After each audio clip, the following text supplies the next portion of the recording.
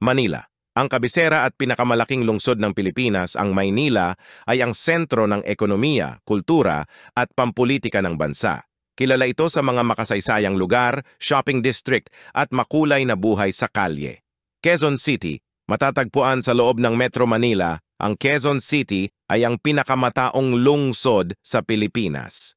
Kilala ito sa mga institusyong pang-edukasyon, mga tanggapan ng gobyerno at mga kultural na atraksyon. Cebu City, matatagpuan sa rehiyon ng Visayas, ang Cebu City ay isang pangunahing urban center na kilala sa mayamang kasaysayan, magagandang beach at buhay na nightlife.